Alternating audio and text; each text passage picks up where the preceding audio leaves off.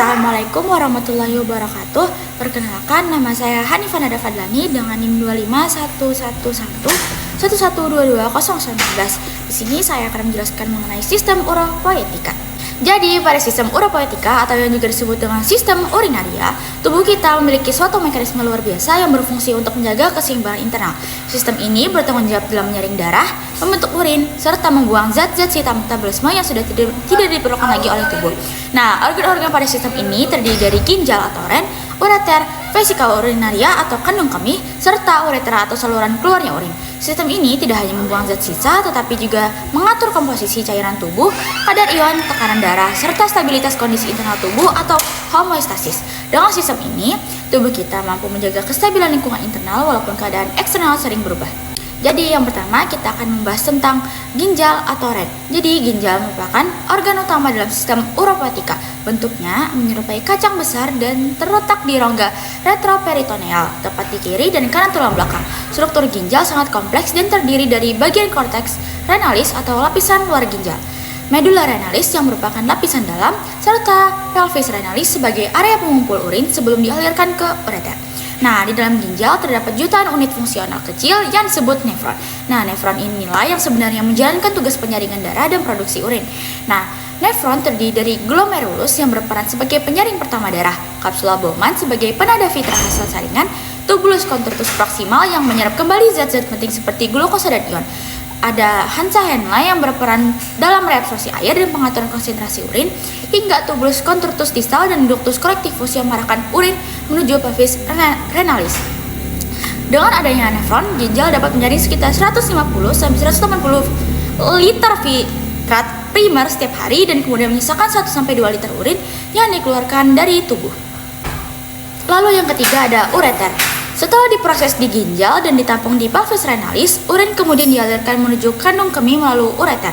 Ureter merupakan saluran tipis namun kuat dengan panjang sekitar 25 hingga 30 cm.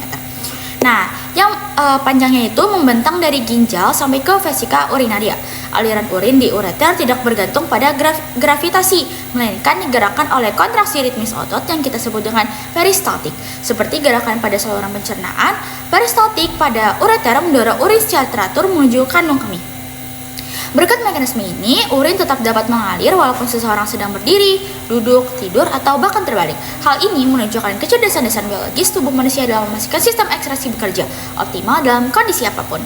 Lalu yang keempat, ada vesika urinaria atau kandung kemih. Sesampainya di kandung kemih, urin disimpan sementara sebelum dikeluarkan dari tubuh.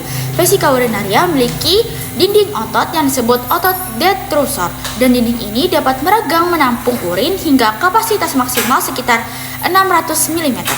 Di bagian bawah kandung kemih terdapat struktur berbentuk segitiga yang disebut trigonum vesicae, tempat masuknya kedua ureter dan keluar menuju uretra.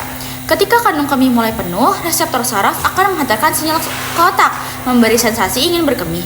Proses pengeluaran urin yang disebut miksi terjadi ketika otot detrusor berkontraksi dan sphincter uretra mengendur. Semua proses ini berlangsung secara otomatis di bawah kendali sistem saraf. Tetapi pada saat yang sama, kita memiliki kontrol voluntar melalui sistem saraf pusat, sehingga kita dapat menahan atau melepaskan urin sesuai kondisi sosial maupun lingkungan. Lalu yang kelima ada uretra. Uretra merupakan saluran akhir dalam sistem uropoietika yang mengeluarkan urin keluar dari tubuh. Panjang uretra berbeda antara pria dan wanita. Pada wanita, uretra hanya sekitar 4 cm dan berfungsi tunggal sebagai saluran urin. Sedangkan pada pria, uretra jauh lebih panjang, sekitar 20 cm, dan selain sebagai saluran keluarnya urin, juga berfungsi sebagai saluran reproduksi untuk semen. Nah, uretra pria terbagi menjadi 3 bagian nih, yaitu ada pars prostatica yang melewati kelenjar prostat, ada pars membranacea yang melewati diafragma urogenitial, dan pars sponiosa yang berada di dalam corpus sponiosum penis. Nah, perbedaan panjang uretra ini juga menyebabkan wanita lebih rentan mengalami infeksi saluran kemih dibanding pria, karena bakteri lebih mudah mencapai kandung kemih melalui uretra yang lebih pendek. Oke, aku juga pengen jelasin mengenai proses pembentukan urin. Nah, dalam proses pembentukan urin ada tiga tahap utama. Tahap pertama adalah filtrasi di glomerulus. Pada tahap ini, darah yang datang dari arteria renalis disaring sehingga menghasilkan cairan filtrat. Zat yang dapat melewati filter ini adalah air, ion, glukosa, urea, dan zat kecil lainnya. Nah, tahap kedua adalah reabsorpsi, di mana tubuh menyerap kembali zat yang masih diperlukan seperti glukosa, asam amino, ion, dan sebagian besar air. Tahap ini berlangsung di tubulus-tubulus ginjal. Jika reabsorpsi tidak terjadi, tubuh bisa kehilangan zat penting melalui urin. Nah, tahap ketiga adalah sekresi, di mana limbah tambahan seperti ion hidrogen, kalium, dan berbagai senyawa metabolik juga dimasukkan ke dalam tubulus ginjal untuk kemudian dibuang bersama urin. Pada akhirnya, hasil akhir dari seluruh proses ini adalah urin, yaitu cairan yang mengandung limbah metabolisme, kelebihan ion, serta zat-zat yang tidak diperlukan lagi oleh tubuh. Kayak pada sistem uropoetika ini, aku juga mau nambahin catatan. Nah, di sistem uropoetika itu dapat mengalami berbagai gangguan, kayak infeksi saluran kemih atau ISK, atau dapat terjadi ketika bakteri masuk ke uretra dan menyebar ke kandung kemih, bahkan hingga ke ginjal.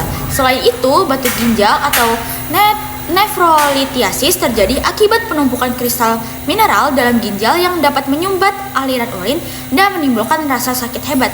Kondisi lain seperti gagal ginjal itu dapat mengganggu kemampuan ginjal menyaring darah, sehingga zat berbahaya menumpuk dalam tubuh. Indikator gangguan ginjal sering dapat terlihat dari pemeriksaan urin, misalnya adanya protein atau darah dalam urin.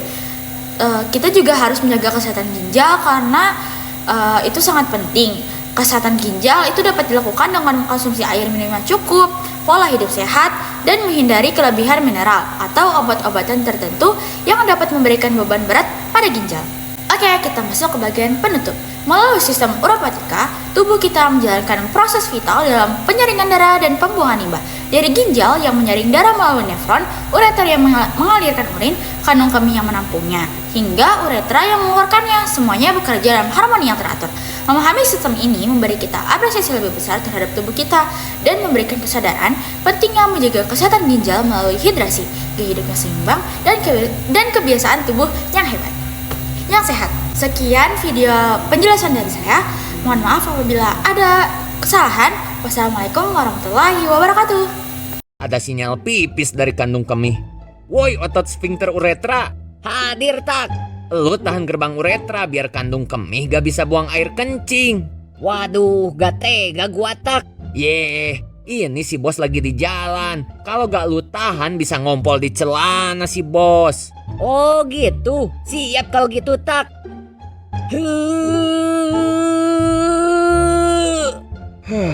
Tiap-tiap mau buang air kencing pasti ditahan terus sama si bos. Oi, kandung kemih, itu air kencing udah penuh. Napa gak lu buang? Ini gua lagi berusaha bro, tapi otot di badan gua gak sanggup dorong air kencing keluar gara-gara si bos sering nahan pipis. Waduh, kalau gitu si bos jadi susah pipis dong. Iya bro, padahal ini limbah air kencing harus cepet-cepet gua buang biar gak jadi penyakit. Kedua, woi otot sphincter uretra, napa kandung kemih? lu buka gerbang uretra ya, soalnya gua mau buang air kencing. Waduh, gak bisa bro. Lah, napa gitu? Badan gua udah penuh loh sama air kencing. Info si otak, si bos lagi di mobil. Jalanan juga macet parah. Kalau lu keluarin sekarang si bos bisa ngompol bro. Otot, ini si bos udah sering banget nahan pipis. Lama-kelamaan kita bisa rusak. Gimana lagi bro? Kita mah cuma jalani perintah dari pusat.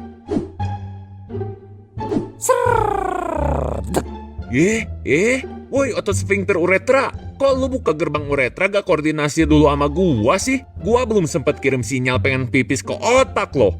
Maaf bro, kita kehilangan tenaga untuk nutup gerbang uretra gara-gara si bos keseringan nahan pipis. Gua bilang juga apa? Jangan keseringan nahan kencing. Jadi aja kena penyakit inkontinensia urin atau bahasa gaulnya kencing tanpa disadari.